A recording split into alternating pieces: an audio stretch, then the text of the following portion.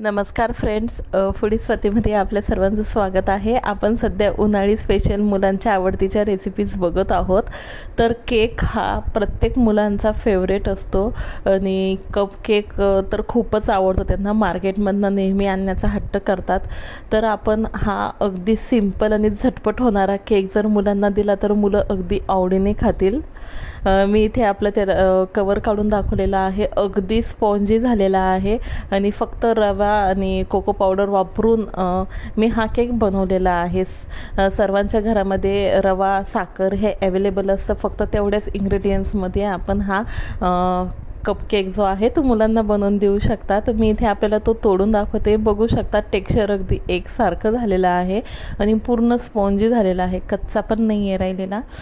अगदी सिंपल आहे आणि प्रमाण पण मी अगदी अंदाजीच घेतलेला आहे, कुठल्याही प्रकारचं आपण कपांचं मेजरमेंट घेतलेलं नाही आहे। जे घरात आपल्या वाटी चमचे असतील त्याचंच मेजरमेंट घेऊन आपण हा कप केक मुलांना देऊ शकतात। मुलांची जर स्कूलमध्ये स्नॅक्स पार्टी असेल तर त्याला देखील देऊ शकतात किंवा बनवून ठेवू शकतात।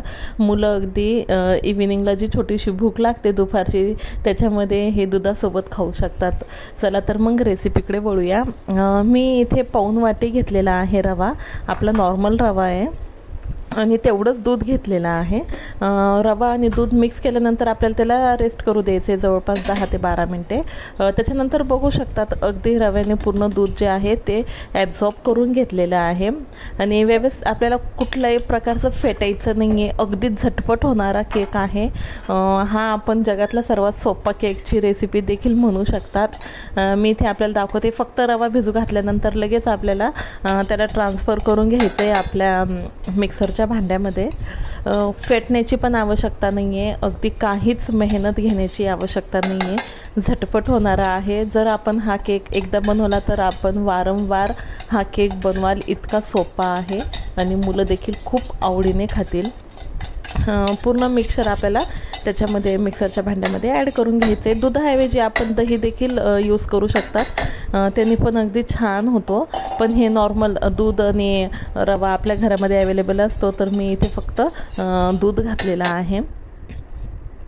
आता त्याच्यामध्ये आपल्याला इसेन्स घालून घ्यायचा आहे। साखर पण आपण रेग्युलर घेतलेली, पावडर देखील बनवून घेतलेली नाही आहे। मिक्सरच्या भांड्यामध्ये आपण जर नॉर्मल साखर खात असाल तर अर्धा कप घेऊ शकता, अर्धा वाटी जेवढा आपण रवा घेतलेला आहे किंवा जितका आपण रवा घेतलेला आहे तितकी साखर घालू शकतात। साखरेचं प्रमाण आपण आपल्या आवडीनुसार कमी जास्त करू शकतात। इथे मी इसेन्स घातलेला आहे 2 प्रकारचे, एक फ्रूट इसेन्स घातलेलं आहे मिक्स फ्रूट आणि एक आपलं व्हॅनिला घातलेला आहे।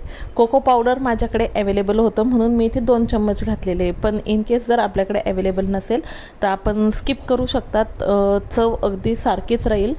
फक्त थोडासा जो आपण कोको पावडर घातला त्याने चॉकलेट फ्लेवरसारखं त्याला टेक्स्चर येईल। चिमूटभर कॉफी घालू शकतात जर कोको पावडर नसेल तर, जो दुधाचा फ्लेवर असतो तो म्हणजे त्याने कॉफी फ्लेवरने लपतो तो, त्याच्यासाठी चिमूटभर घालू शकतात। इथे मिक्सरच्या भांड्यामध्ये फिरवण्याच्या आधीच आपण तूप, बटर किंवा तेलाचा उपयोग करू शकतात। आपण बघू शकतात मी इथे अगदी घरचं बनवलेलं तूप घातलेलं आहे आणि जास्त पण घातलेलं नाही, आपला जो टेबल स्पून असतो ते 2 ते 3 घातलेले आहे। आणि सोडा पण इथे बेकिंग सोडा नव्हता, बेकिंग पावडर, आपला जो रेग्युलर सोडा असतो घरामध्ये आपण जो भज्यांमध्ये किंवा इडलीमध्ये घालतो तोच घातलेला आहे मी इथे पाऊण चमचा। अगदी मेजरमेंट मी इथे एक्झॅक्ट नाही घेतलेले, झटपट असा बनवलेला आहे। मुली जिद्द करत होत्या म्हणून मी लगेच हा केक बनवून बघितला, पण अगदी परफेक्ट झालेला आहे। आणि खरं तर मी रवा केक हा फर्स्ट टाईम अटेम्प्ट केलेला, पण अगदी सुरेख झालेला आहे। हा सोडा घालून नंतर फक्त मिक्सरला फिरून घ्यायचं आहे, माझ्या लक्षात राहिलं नव्हतं म्हणून। पण जेव्हा आपण साखर, इसेन्स मिक्सरमध्ये बटर वगैरे घालून जेव्हा फिरवतो तेव्हाच अगदी आपण सोडा देखील घालून फिरवलं तर काहीही हरकत नाही आहे। फक्त सोडा घातल्या जेव्हा आपण मिक्सरमध्ये फिरवून घ्याल तर लगेच आपल्याला त्याचं बॅटर जे आहे ते लावून घ्यायचं आहे। तर मी ते फिरवण्याआधीच इथे वाट्या माझ्याकडे होत्या म्हणून मी ह्या कागदाच्या वाट्या यूज केलेल्या आहे। पण जर आपल्याकडे नसेल तर आपण ह्या रेग्युलर ज्या आपल्या स्टीलच्या वाट्या असतात त्याच्यामध्ये लावू शकतात किंवा पातेल्यामध्ये देखील लावू शकतात।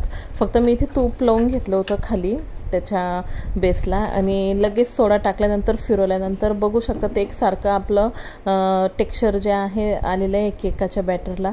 आता तो सोडून घ्यायचा आहे. मी इथे जास्त प्रमाणात सोडला होता म्हणून अगदी बाहेर आलेला आहे केक फुलून, पण आपण पाऊण वाटी भरू शकतात. अगदी छान स्पॉन्जी असा आपला हा कपकेक रेडी होईल.